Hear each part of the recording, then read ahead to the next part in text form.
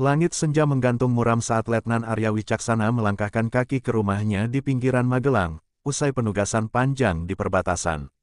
Ia mendambakan pelukan hangat istrinya dan tawa kecil anak semata wayangnya. Namun, yang menyambutnya hanyalah keheningan, sunyi yang menusuk, lebih menyakitkan daripada suara tembakan musuh di medan perang. Istrinya, Rani, tampak berbeda. Mata itu kini redup, penuh beban. Senyumnya dipaksakan, seolah ingin menyembunyikan luka yang belum sempat dijahit. Arya mencoba menggali dengan lembut, namun hanya disambut jawaban pendek dan pandangan kosong. Sang anak, Revan, yang biasanya berlari memeluk ayahnya, kini hanya bersembunyi di balik tirai, matanya memerah seperti baru saja menangis. Semakin hari, kecurigaan Arya tumbuh menjadi keresahan. Ia mulai memperhatikan goresan halus di lengan Rani, serta seringnya sang istri terbangun ketakutan di tengah malam. Setiap ditanya, Rani hanya menjawab dengan lirih, semua baik-baik saja. Tapi Arya tahu, sebagai tentara, ia dilatih membaca bahasa tubuh, dan tubuh Rani sedang berteriak minta perlindungan. Suatu malam, tanpa sengaja, Arya menemukan pesan suara di ponsel Rani yang belum terhapus. Suara laki-laki asing terdengar mengancam, "Jangan coba-coba buka mulut. Aku bisa datang kapan saja, bahkan saat suamimu tak di rumah." Detik itu juga darah Arya mendidih, dan tangannya mengepal begitu keras hingga buku jarinya memutih. Ada yang telah menyentuh keluarganya, dan dia tak akan membiarkannya begitu saja. Setelah menyelidiki secara diam-diam, Arya menemukan nama pelakunya, Ibda Rendra, polisi berpangkat rendah namun punya pengaruh besar di wilayah itu. Seorang yang dikenal berwajah ramah di depan masyarakat, tapi menyimpan wajah iblis di balik lencana. Tak hanya Rani, ternyata sudah ada beberapa perempuan lain yang pernah mengalami teror serupa, namun semua bungkam, karena ketakutan, atau karena uang tutup mulut. Arya mendatangi salah satu korban diam-diam, seorang bidan desa yang mengaku pernah dilibatkan dalam pesta yang dipaksakan. Bibirnya bergetar saat menyebut nama Rendra. Dia tidak bekerja sendiri, Pak. Banyak yang ikut melindunginya, termasuk atasannya. Kata-kata itu membunyikan alarm dalam kepala Arya, ini bukan sekadar dendam pribadi, tapi pertempuran melawan jaringan gelap yang menjalar ke institusi. Tapi malam itu, saat Arya hendak melapor ke komando, ia menerima kabar bahwa seseorang telah melempar batu ke rumahnya. Di batu itu terikat secarik kertas bertuliskan, "Berhenti atau nyawa keluargamu melayang." Tubuh Arya membeku, namun matanya menyala. Ia tak lagi melihat dirinya sebagai prajurit negara, ia adalah ayah, dan suami, yang telah dilukai sampai batas. Dalam gelapnya malam yang menggantung, Arya menatap langit. Ia bersumpah dalam hati, bahwa pria berseragam yang telah menyayat jiwanya akan dibalas.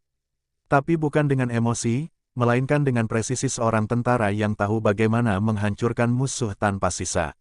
Karena bagi Arya, kehormatan keluarga adalah medan perang yang lebih sakral daripada perang manapun. Pagi itu, Arya berdiri di depan kaca kamar sambil menatap pantulan dirinya yang tampak asing. Seragam loreng kehormatan yang selama ini ia banggakan terasa hampa. Di balik lambang Garuda di dadanya, terselip amarah dan luka yang membuncah. Ia tahu ini bukan lagi soal dendam pribadi, ini tentang bagaimana sebuah seragam, yang seharusnya menjadi simbol perlindungan, telah digunakan sebagai tameng oleh iblis yang berkeliaran bebas. Ia mulai menyelidiki Rendra lebih dalam, menggunakan jaringan lamanya di militer dan informasi dari kenalannya yang bekerja di bagian intelijen. Yang ia temukan sungguh di luar dugaan. Rendra tak hanya predator licik, tetapi juga salah satu pengatur jalur distribusi narkoba yang memanfaatkan kendaraan dinas sebagai sarana pengangkutan. Namanya tidak muncul di permukaan, namun jejak uang haram mengalir ke rekening atas nama adik iparnya, sopir pribadi seorang pejabat tinggi. Arya menyadari, untuk menjatuhkan Rendra, ia harus bermain di luar sistem. Setiap laporan yang masuk tentang pria itu, selalu lenyap atau berakhir dengan korban mencabut pengaduan. Polisi berpangkat rendah tapi punya pelindung kuat, itulah Rendra. Ia bukan hanya berani menyentuh istri Arya, tetapi juga menggenggam banyak rahasia kotor dari para tokoh kekuasaan. Suatu malam, Rani memergoki Arya tengah mengutak-atik peta dan berkas dokumen. Matanya penuh cemas. "Kau mau kemana?" tanyanya, dengan suara nyaris pecah.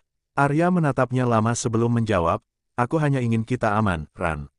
Mereka sudah terlalu jauh." Rani mencoba menahan tangan Arya, tapi ia tahu, ada sesuatu yang tak bisa dihentikan, rasa gagal seorang suami yang telah membiarkan keluarganya terluka. Arya mulai membuntuti gerak-gerik Rendra. Ia menyamar sebagai sopir ojek online, menyelusup di lorong gelap, dan diam-diam merekam percakapan antara Rendra dan anak buahnya. Suatu malam, ia melihat Rendra keluar dari bar dengan seorang gadis belia yang jelas masih di bawah umur. Amarahnya hampir meledak, namun ia menahan diri. Ia tak ingin gegabah, ia ingin menjatuhkan Rendra tidak hanya sebagai manusia, tetapi juga sebagai simbol dari sistem bobrok. Setiap malam, Arya menuliskan catatan rincian, transaksi, lokasi pertemuan, nama-nama yang terlibat. Semua ia simpan dalam flash disk tersembunyi di belakang bingkai foto keluarganya. Ia tahu, jika sesuatu terjadi padanya, setidaknya kebenaran itu masih akan tersisa. Tapi satu hal yang terus menghantuinya adalah kenyataan bahwa semakin ia menyelidik, semakin dalam ia masuk ke sarang ular. Pada suatu pagi yang dingin, Arya mendapati motornya disiram cat merah, dengan coretan kasar di dinding pagar, berhenti main jadi pahlawan. Kali ini ia tidak panik. Ia hanya tersenyum dingin, lalu menghapus tulisan itu perlahan, seperti menghapus nama musuh dari daftar panjang yang akan ia habisi. Ia tahu satu hal pasti, perang sudah dimulai. Dan perang ini bukan dengan peluru atau bom, melainkan dengan kebenaran yang dibungkam, dan luka yang belum terbalas. Arya akan menanggalkan batas antara seragam dan nurani. Sebab jika hukum tak mampu melindungi orang yang ia cintai, maka ia akan menciptakan hukumnya sendiri, dengan tangan dan kehormatan yang masih ia genggam erat. Malam merayap tanpa suara saat Arya duduk sendirian di atas atap rumahnya. Dari kejauhan, lampu-lampu kota menyala seperti bintang palsu, terang, tapi tak menghangatkan. Dalam genggamannya, ia memutar ulang rekaman dari salah satu pertemuan Rendra dengan kaki tangannya. Suara mereka terdengar jelas, menyebut nama-nama pejabat, lokasi transaksi, hingga jumlah uang haram yang berpindah tangan. Ini bukan sekadar bahan untuk pengaduan, ini adalah senjata. Arya sadar bahwa sistem akan menolak bukti-bukti ini, seperti tubuh yang menolak transplantasi. Ia butuh strategi baru, menumbangkan Rendra bukan sebagai aparat, melainkan sebagai manusia yang telah kehilangan moral. Ia mulai menyusun rencana, mengisolasi Rendra dari jaringannya, menebar ketakutan di antara anak buahnya, lalu menyeretnya keluar dari bayang-bayang perlindungan. Langkah pertama, menargetkan salah satu kaki tangan terdekat Rendra, seorang bernama Dito, mantan preman yang kini menjabat sebagai pengatur lapangan. Arya membuntutinya berhari-hari, mencatat rutinitasnya, dan pada satu malam, ia menyergap Dito di lorong sempit dekat pelabuhan tua. Tanpa seragam, tanpa identitas, Arya hanya berkata satu kalimat, "Katakan padaku, atau kau takkan pernah melihat matahari lagi." Dito akhirnya bicara, ketakutan menggerogoti. Keberaniannya, ia mengungkap lokasi gudang penyimpanan narkoba yang digunakan Rendra, serta tempat mereka mencuci uang lewat yayasan fiktif. Informasi ini membuka celah besar. Arya tahu, jika ia berhasil menghancurkan ekonomi kotor Rendra, maka kepercayaan orang-orang di sekitarnya akan runtuh. Ia akan membuat sang oknum terpojok oleh lingkarannya sendiri. Namun, saat Arya mencoba menyusup ke gudang yang disebut Dito, ia hampir tertangkap. Ada kesalahan. Salah satu kamera CCTV mengenalinya, atau lebih tepatnya, seseorang telah memperingatkan mereka. Arya berlari dalam gelap, peluru bersiul di sekelilingnya, dadanya sesak oleh amarah dan adrenalin. Ia berhasil lolos, namun menyadari bahwa permainannya kini tak lagi di belakang layar. Ia sudah masuk ke radar musuh. Keesokan harinya, ia menemukan rumahnya disusupi.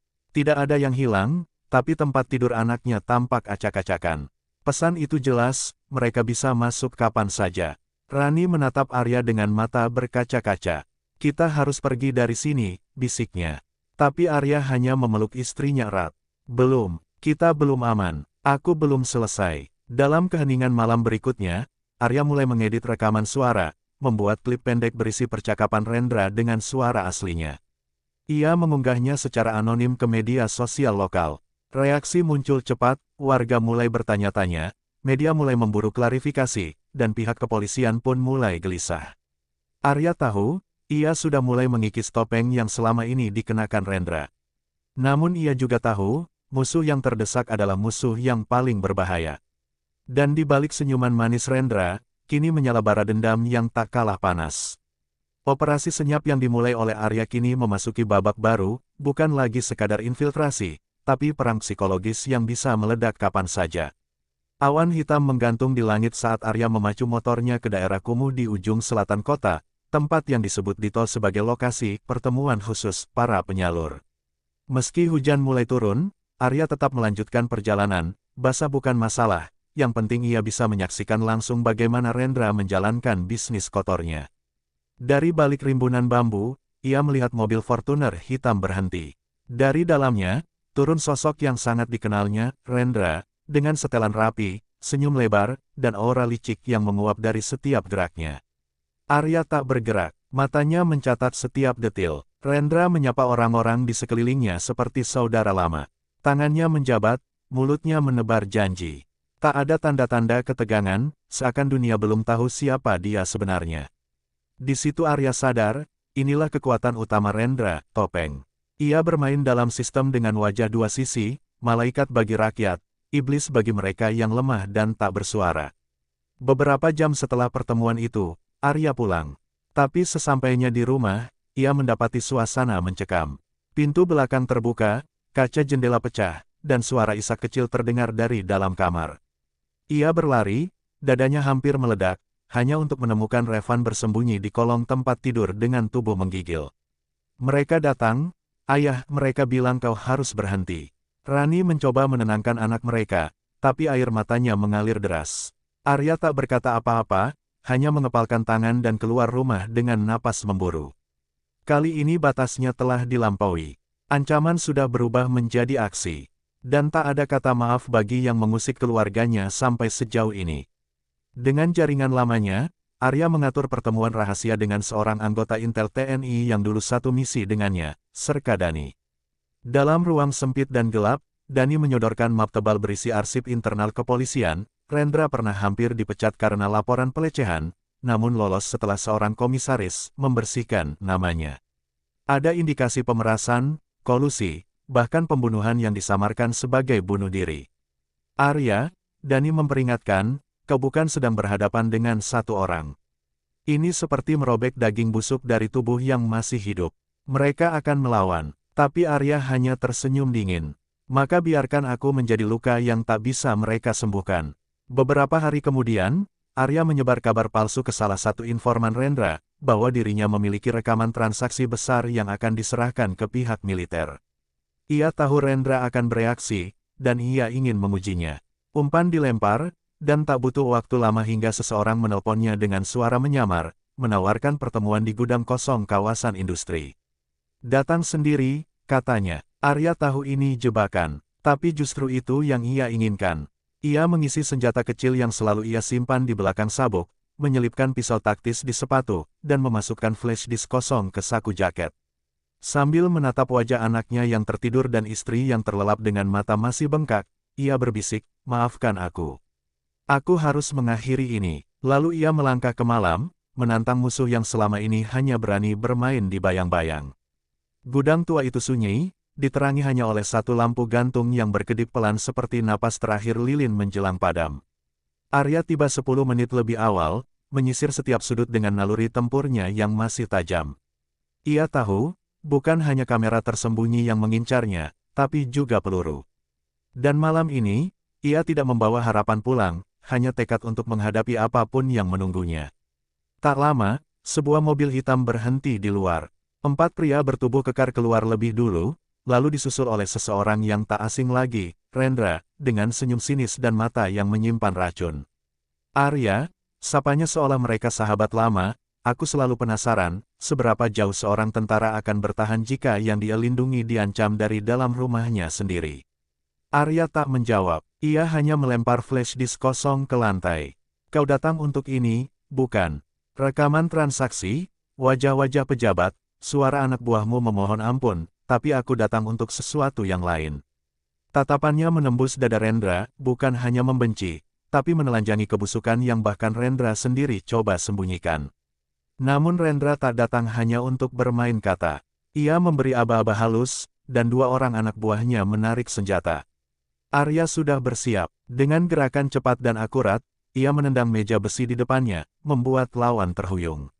Dalam detik berikutnya, ruangan itu berubah menjadi neraka senyap, suara tembakan membelah udara, darah mengucur dari lengan Arya, tapi dua lawan roboh lebih dulu. Rendra berhasil melarikan diri di tengah kekacauan, tapi bukan tanpa jejak. Dalam pelariannya, ia menjatuhkan ponsel yang masih aktif merekam suara. Arya mengambilnya, meski tubuhnya mulai limbung karena luka tembak di sisi kiri perutnya.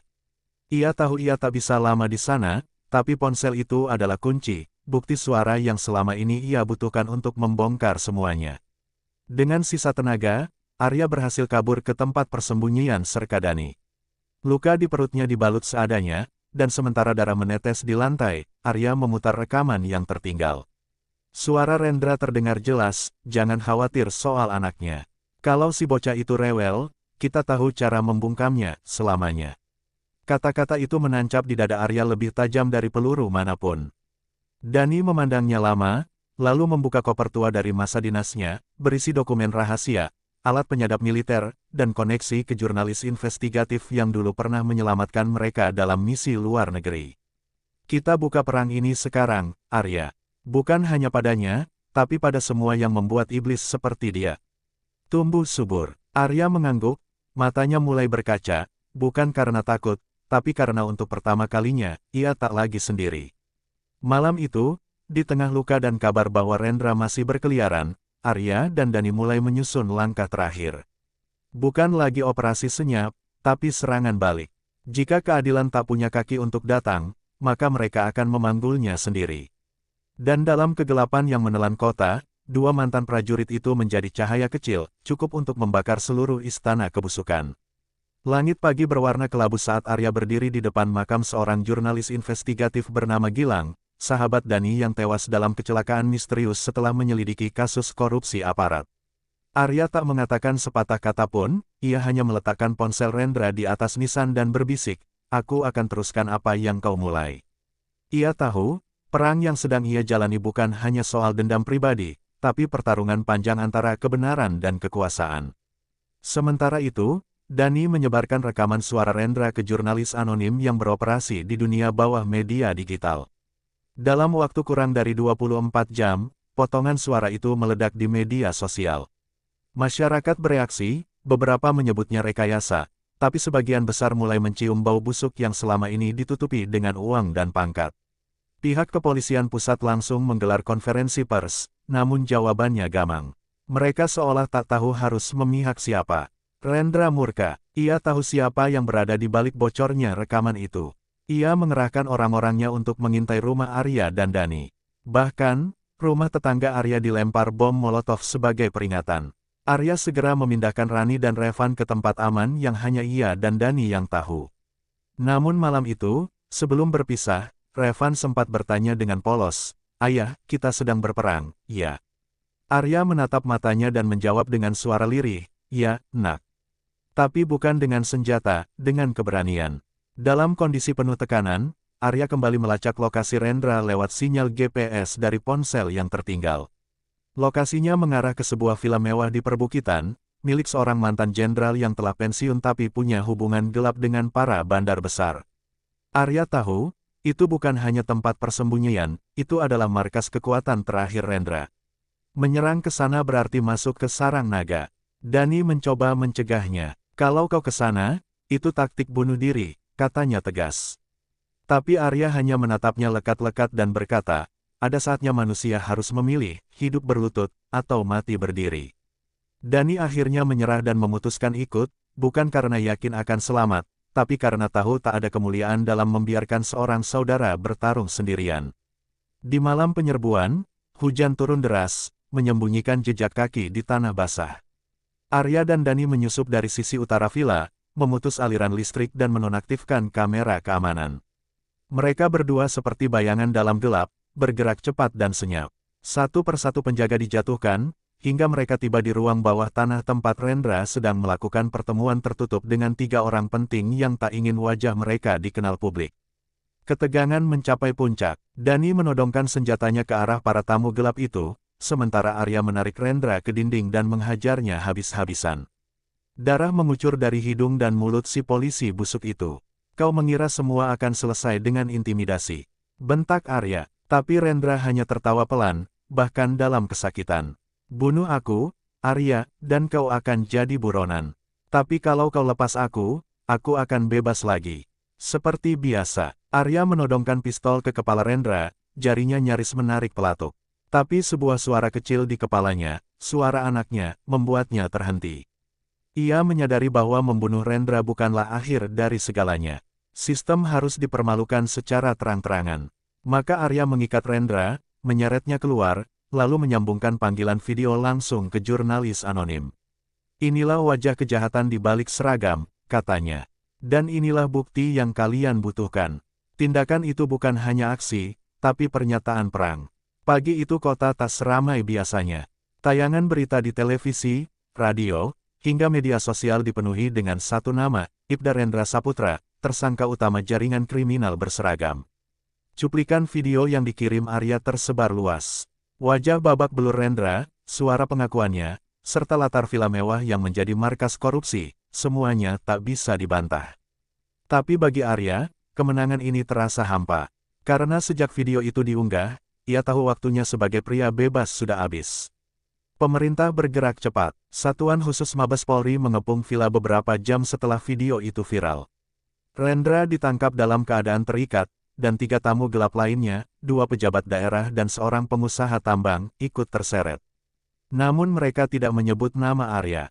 Tidak secara langsung, tapi perintah pengejaran terhadap oknum militer yang terlibat penganiayaan dan penyebaran ilegal, segera dikeluarkan. Arya dan Dani tak lagi bisa kembali ke rumah atau markas. Mereka menjadi buronan, bukan oleh penjahat, tapi oleh negara yang gagal melindungi rakyatnya. Di sebuah rumah kosong milik rekan lama di kaki gunung, mereka bersembunyi. Arya duduk di lantai, memandangi foto keluarganya di layar ponsel. Wajah Revan tersenyum polos, dan suara Rani mengisi pikirannya. Kau bilang ini bukan tentang dendam, tapi tentang keadilan. Tapi keadilan yang seperti ini, apa pantas kau bayar dengan hidupmu? Dani mencoba menghibur, tapi suaranya sendiri terdengar getir. Mungkin kita tak akan hidup lama, Arya. Tapi sejarah akan menuliskan kita. Bukan sebagai penjahat, tapi sebagai orang-orang yang tak tinggal diam. Arya mengangguk, tapi jiwanya terbakar. Api di dadanya bukan lagi kemarahan, tapi beban, seperti bara yang perlahan membakar dari dalam. Ia mulai bertanya-tanya, apa yang tersisa dari dirinya setelah semua ini berakhir. Malam harinya, Dani mendapat pesan dari kontak rahasia, media internasional mulai melirik kasus ini, dan tekanan publik memaksa aparat membuka penyelidikan terbuka. Beberapa petinggi kepolisian mulai dimutasi, bahkan dicopot. Tapi Arya tahu, keadilan di negeri ini seperti es tipis, mudah pecah jika diinjak terlalu keras. Ia sadar, untuk benar-benar mengakhiri ini, ia harus tampil.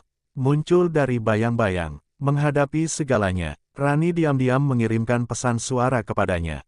Suaranya serak, penuh tangis. Kita semua bangga padamu, tapi Revan takut kehilangan ayahnya. Aku pun begitu. Jika kau bisa kembali, jangan bawa darah lagi.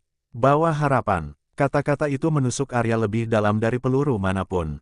Ia menatap langit malam yang kosong, mencoba mencari jawab dari bintang-bintang yang redup. Akhirnya, Arya membuat keputusan. Ia akan keluar dari persembunyian. Tapi bukan untuk melarikan diri, melainkan untuk mengakhiri semuanya dengan caranya sendiri.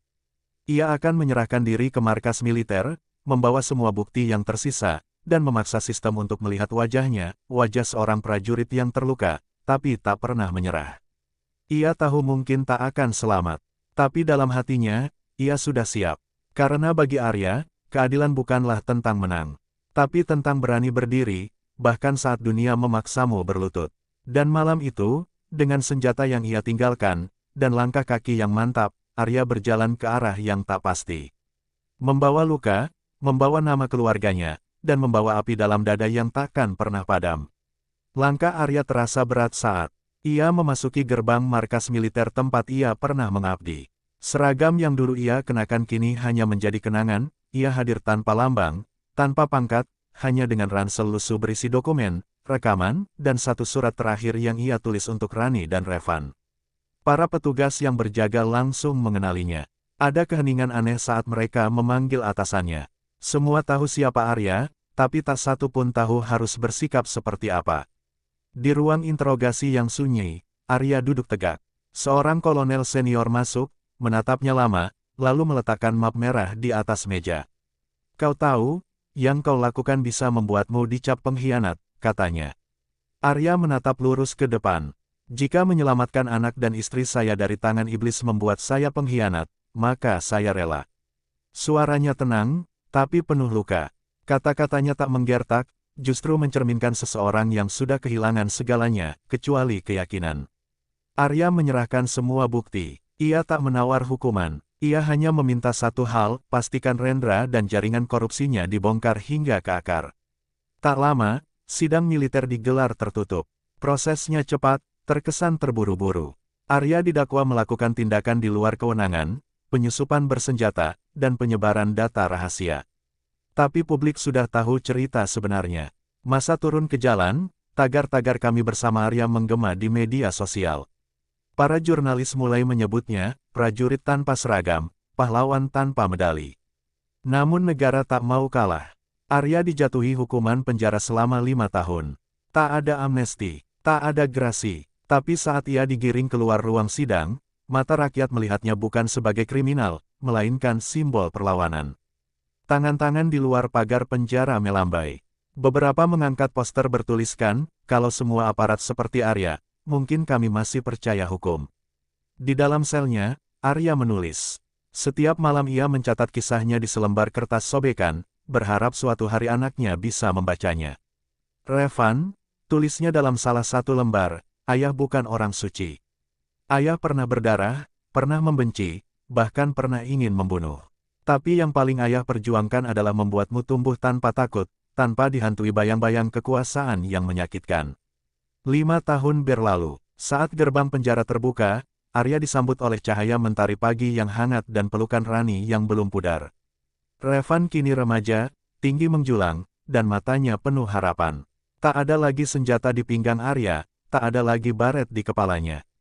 Tapi kepalanya tegak, dan hatinya penuh. Ia bukan lagi prajurit negara, tapi tetap penjaga keluarganya, dengan cara yang jauh lebih berarti. Di sebuah desa terpencil, Arya menghabiskan hari-harinya sebagai petani biasa. Namun bisik-bisik tentang siapa dia tak pernah benar-benar hilang. Setiap anak muda yang mendengar kisahnya belajar tentang keberanian. Dan setiap orang tua yang pernah takut pada seragam, kini tahu, pernah ada satu lelaki yang melawan bukan karena benci, tapi karena cinta. Dan dalam sunyi yang ia pilih, Arya hidup tenang. Ia tak mencari panggung, ia tak haus pengakuan. Karena bagi lelaki yang telah kehilangan segalanya demi orang-orang yang ia cintai, menjadi bayangan dalam sejarah sudah lebih dari cukup, asal cahaya yang ia nyalakan tak pernah padam.